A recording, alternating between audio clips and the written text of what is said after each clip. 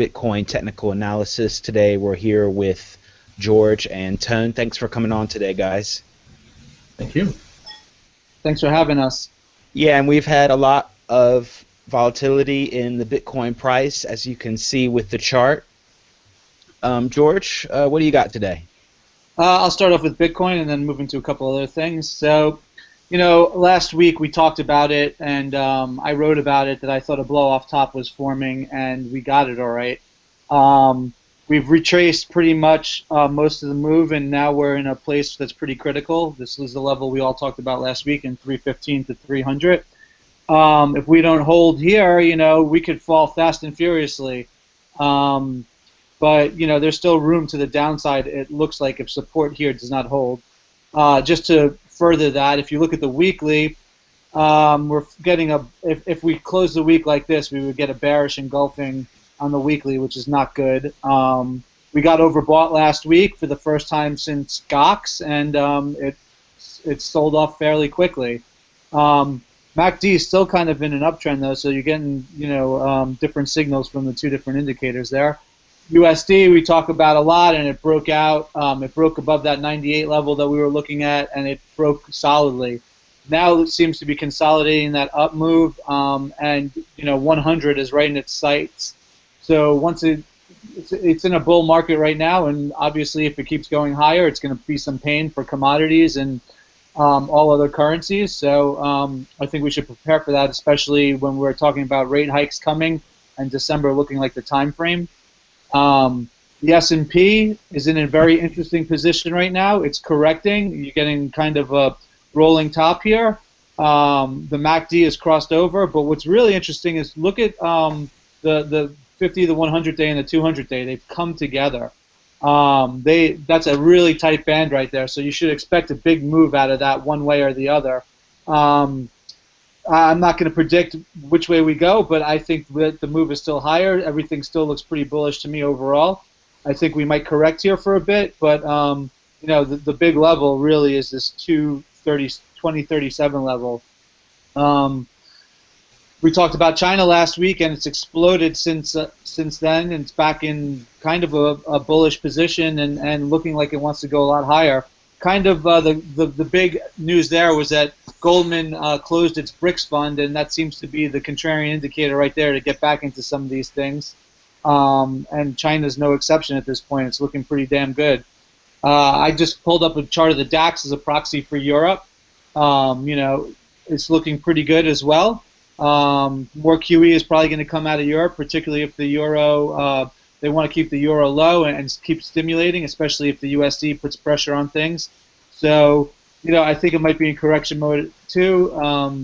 You're seeing the MACD start to look like it's going to roll over here. But again, I wouldn't be alarmed about any of these charts quite yet. And here's the 10-year yield. It has massively, massively risen in the last couple weeks since really the Fed spoke again and said that December looks like the launch pad. And you're seeing the probability rise every day of that from a lot of the charts. It's up to 70% now. So yields across the board have risen along with the 10-year, which is the proxy for all yields. And you're getting up into a level here where 24.5 is resistance. If it gets above that, I think you have an all clear that clearly Fed's raising rates. That might not occur. It might not get up there though until right around that December meeting. And the VIX continues to be really low, so there's nothing to really be alarmed about in the financial markets at this point in time.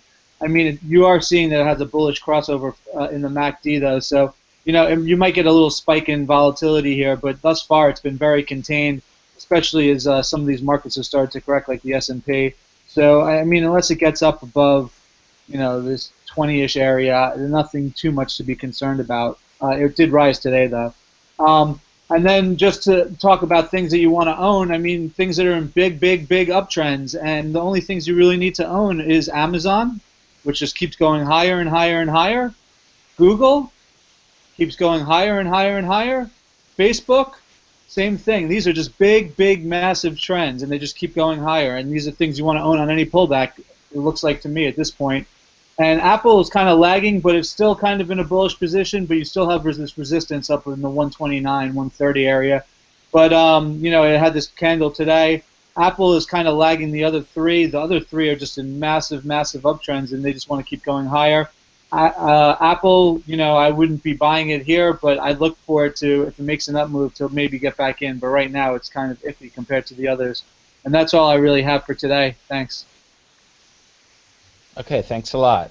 Ton, got something about Bitcoin and some commodities and other markets? Yeah, I guess I'll kick off with some Bitcoin. Yeah, no, thanks for that, George. I actually had no idea the Amazon and Google and Facebook were doing so good. I don't trade big names like that. My equity trading is usually options, and they're not. They're I stay under the radar. I try to take advantage of mispricing in the options market on stocks that aren't very popular. So that's everyone has their own system. So I don't normally look at those guys. So that was good. I also thought it was interesting how you use the DAX as your proxy for Europe. Use Germany to proxy Europe. I personally use Greece as a proxy for Europe because I think that's Germany's ultimate future. But that's more because of me, being antagonistic against the Europe in general. But all right, so let's kick off with Bitcoin. George actually had the same support resistance line over at 315 as I do on my chart. This is actually yesterday's snapshot as of yesterday's close. Right now we're up around 315, so we're sitting right on that top line that I have. This is also an index. This is not any particular exchange. This is our Brave New Coin index. And the few interesting things here, I have more details on their website. But like George said, I look at the indicators. They have plenty of room to the downside. And I also have this channel right there, the bullish channel. I do believe that the ultimate low for the year is in. And if Bitcoin is going to have a sustained up move eventually, we will eventually go into that channel. But for now, down she goes because this exponential move is not sustainable. Where did it start going exponential? And you can see it right. It started going around 250, and I actually have an open bet with someone in the chat room as of, I think, Monday or Tuesday when we were breaking 400. And my bet is that we're going to see 250 before end of month. So we'll see if I'm right. That was like a spur of the moment bet with someone that was saying Bitcoin is going to the moon. So reality always has to set in. If I zoom in on the daily chart, this is Bitfinex. And again, this is already at current prices. So this is real time. There's your 50-day moving average. There's your 200-day moving average. There's your 250 strong support. And look at the indicators down at the bottom. They're clearly were way overbought, and they're pulling back to reasonable levels. The MACD has a lot of room to go, and the RSI is getting close to a reasonable area for a turnaround. So I'll let people make their own decisions on that. All right, traditional markets. S&P 500, again, regular listeners and watchers of this will see me draw the same exact lines. You have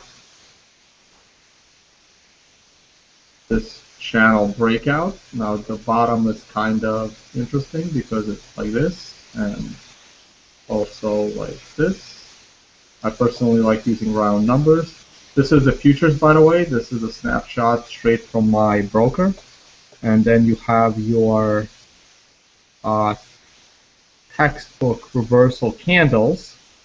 Unfortunately, this is why 90% of traders lose 90% of their money, is because these reversal candles happen after they look like breakouts out of the range. Break out of the range, pull will come, so we broke. This is also very typical. You break out of the range, you pull back to the range, and then you take off. Now let's go on to today. No clear topping pattern other than a nice round number resistance at 2100. We are now pulling back. So for the last few weeks, I've actually been saying I'm still looking for a clean pullback to around 250, perhaps even lower, and then go up from there into year end. I am pretty bullish on stocks in general, and S&P 500 and Dow in particular. All right, so that's the S&P. Let's move on to let's do oil. All right, same thing. This is our very strong horizontal support. These were my triangles where I have lost on several trades, looking to play them to the downside, of course. Just bad timing. I mean, that's what happens. It took off here, made a new high. Again, a textbook style reversal candle, and it came on what appears to be a breakout of a very significant $50 mark. So again, you get these reversal candles after an initial impression of a breakout. I mean, again, this is how a lot of traders get caught in these bull and bear traps. We go under the support, we pull back up, and we pulled up more than was expected. And again, you have this textbook reversal pattern of bearish Harami. And down we go, and this is our same thing. This is our Mendoza line right here. We broke 45 and down we go. So like I've been saying for weeks, unfortunately I was not able to profit from the crash in oil, but it's coming, and I'm expecting 40 and probably lower. But yeah, so that's what I'm eyeing. I'm not playing oil at the moment, taking a little break from trading futures, but otherwise that's what I'm looking for.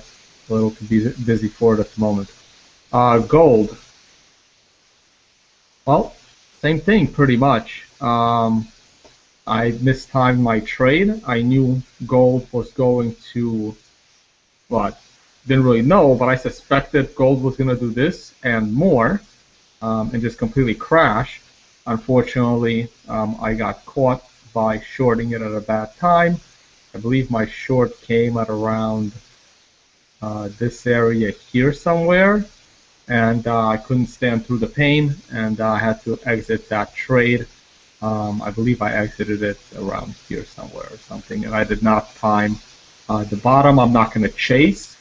I think gold has a lot more downside. I hope gold bugs are listening, and I hope they put in hate comments, but gold's going down. And like I said last week, this was your support, very significant support. Perhaps I will once again go short gold upon a pullback up to this, up to that support, and treat it as resistance. A very brief comment on silver because we're coming to an end. Again, personally, I made a terrible trade. I shorted here, looking for a complete collapse in silver prices. George happened to be with me at an event where I was staring at my phone and watching this happen right here. And we're not going to talk about how much futures will lose when this happens. And silver is one of the most leveraged futures instruments there is. Very dangerous to trade. And again, I was expecting a complete collapse in silver prices because I don't think the low is in. It is happening right now, as you can see by this box. I was expecting this. What is it now? An 8, 9, 1, 2, 3, 4, 5, 6, 7, 8, 9, 10 consecutive down days of silver. I mean, that's even more than what I was expecting, but I was expecting it from the 1450 to 15 levels. I wasn't expecting it to go up. This candle right here is again a classic candle that, I mean, I threw in the towel slightly before that, but this is what makes the last short throw in the towel, and there's no more buyers, and down we go, and we haven't even seen capitulation in silver yet. So my opinion, down we go, and dollar with George, dollar should rise. Of course, there are pullbacks here and there, but in general, I don't think we bottomed in silver, and I think there's still some downside. Eventually, it will reverse, but not yet. So that's it for me, unless you guys got questions. Okay, yeah, thanks a lot for that. Yeah, it looks like the metals and the commodities are having a hard time right now. So let's see what the U.S. dollar does and how that's going to affect the commodity prices. Really interesting. Yeah, and the DAX, George touched on, is kind of hovering around 11,000 and above the daily Kumo cloud. I don't have a chart for that, but it's definitely interesting to watch. Let's take a look at Bitcoin again. Here we've got the weekly chart. We can see that I think George called it a blow-off candle. I mean, just look at that massive wick on that weekly candle. It might even be one of the largest wicks in Bitcoin history. I'm not sure. I haven't tried to measure, but that's a pretty pretty massive. I would say maybe fifth in the last all year right. and a half. Okay, yeah, you know better, Tone, because you have that historical price history you put together. But that's a pretty massive wick. Probably the biggest 2015. We could maybe say that. Okay, definitely. That'll cause a lot of resistance. Yeah, that's right. You can see that now. So yeah, I think, but it also will cause a lot of open air, right? The next time we get into that area, there is no support and resistance. So we're going to blow through it eventually in both directions, right? I mean, because we did not establish a single point of confidence between 350 and 400. yeah, I'm sorry, between 350 agree. and 500. Sorry, between 350 and 500. We didn't establish any point of confidence there. So the next time we're in that area, probably expect the same thing. Yeah, so as soon as it got up there, things just got really wacky. That's definitely true. So if things don't, hold up here and consolidate and then slowly go up or sideways for a while, then I think that we could test the bottom of this cloud here even. You can see it on the daily. It's the same these levels over here on the daily. We could test if we don't hold here. Now, this is also the same level that we were at in the summer. It went up to this level and then just dumped down again. So this is a really significant. Also on the way up, it popped up and just stayed around this level for a few days. This is a really big level in Bitcoin. This 300, 315 area. So let's see if it consolidates again like it did before the move up, and then slowly continues up, or if we're going to see more down. And this is just one of the historical pumps in Bitcoin's history.